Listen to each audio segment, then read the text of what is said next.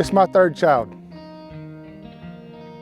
When we were moving it yesterday, I have a nickname for my kids. And when we were moving it, I found myself calling this canoe that same nickname.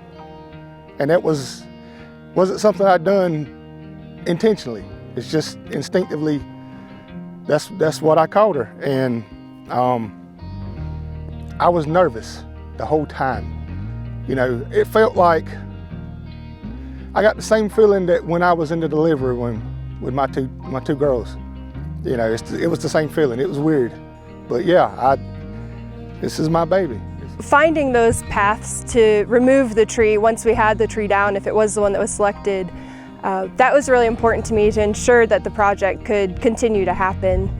And it wasn't until a few weeks later when we had Kevin in the field and we were walking around and showing a few different trees that we had located that we came upon that tree. And it was a very touching moment when Kevin had identified that that would be the tree that he would use. The way that I learned about the Life by the River project is that I found it through you guys' website, well, not exactly the program itself, but the Wiskata Kamikmiai exhibit was what I found out about, and I was determined that I was going to get to that exhibit, come heck or high water.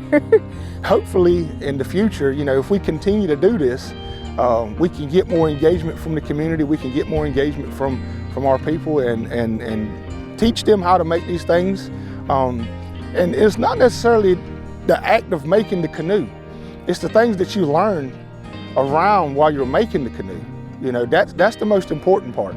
You know, the songs, there was traditional songs, there was traditional ceremonies and stuff that went along with making these canoes, and that's something that we need to try to bring back to our community. So it's not necessarily the act of putting your hands on the wood and creating something, it's everything that you learn around it while you're working. That's the most important part, I think.